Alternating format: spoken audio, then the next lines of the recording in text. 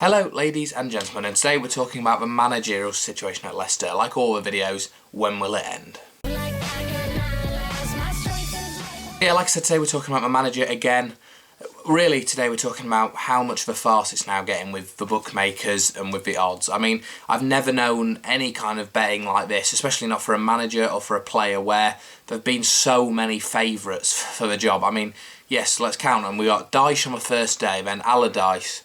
Then you've got, we had Hiddink, then we had Lennon, and we had O'Neill, we had Ranieri, we've had Preki, we've had Bob Bradley, and that's 8. And there might even be more, but it might even be more. We had 8 favourites. We've had betting suspended on 2, we had it on Ranieri yesterday, we had it on O'Neill the day before. I mean, that's the thing, you wake up one day and you think, oh yes, odds on O'Neill, alright, at least we can get him in and build now. And then the next day, odds shut on Ranieri. I mean, I'm not sure where it's coming from. I don't think the bookies have any idea what's going on like the rest of us. So I don't think we can look at them as a reliable source. Like everyone keeps saying, you just put a massive bet on someone, people will see his odds drop and then they'll bet on him. So, you can never be sure in football. But one thing I will say is that it's got to a point now where there's no point looking at the odds. You might as well just wait. I know it's instinct. Of course, I said that. I'm not going to look at the odds anymore. I'm not going to look at the odds. And then the first thing you do is look at the odds because you want to know. You want to think you're ahead of the game. But I don't think the odds are going to tell us anything. Once the announcement's made, the announcement's made. There's no point in us trying to second guess it or read into it too much. Once it's made, and we'll know what happened. But, obviously Hiddink got offered it and said, no, we know that must have happened. O'Neill must be trying to get approached. That's something that must be certain. And Ranieri must have been interviewed or something. Or someone thinks Ranieri's going to get interviewed. I mean, Ranieri's there because he admitted in the public that he'd like to talk to Leicester, the only manager who's done so.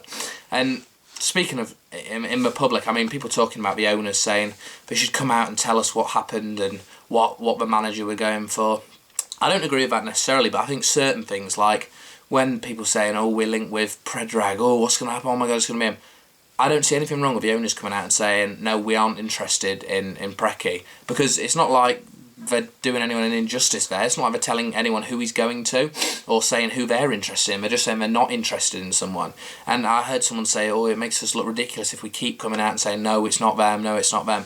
But I think you have to do it at a certain point because you have to say, look, we're not interested. The fans are the people who make the club. We're the people who make the club run, and we want to know what's happening to our club because we invest a lot of money and a lot of time in it, so we want to know what's happening.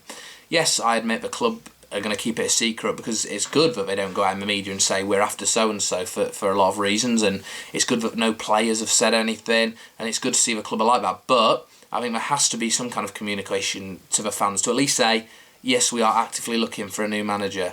There is going to be a so-and-so process. It's not like it's going to say who it is. Just say, yes, there's an interview process coming up.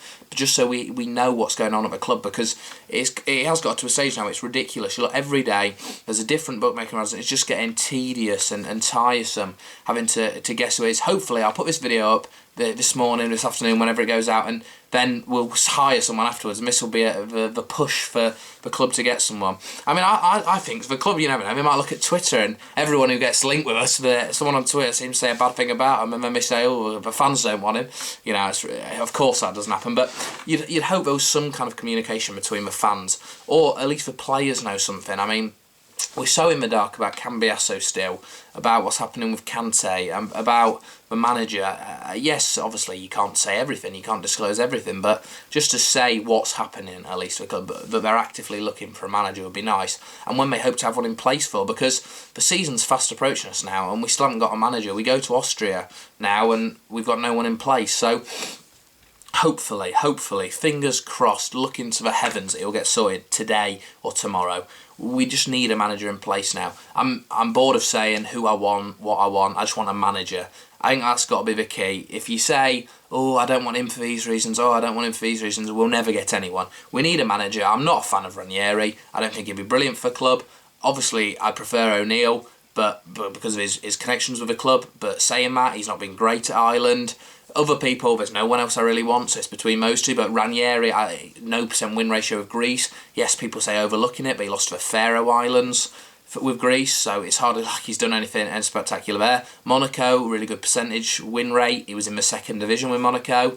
Inter, it wasn't very good there. Yes, 50% win ratio, which looks good as a Leicester fan, but for Inter it's not very good. So I can't see him, since his Chelsea, hasn't really achieved anything. So Ranieri I don't think will be great for us. And especially his nickname of Tinkerman. My last thing we want is someone tinkering with the club. But anyway, hopefully, after this video goes up, it will get sorted very soon. And we'll have a manager in place and I can start talking about the manager every day. Anyway, please like the video, leave your comment below and subscribe. I'll see you in the next one.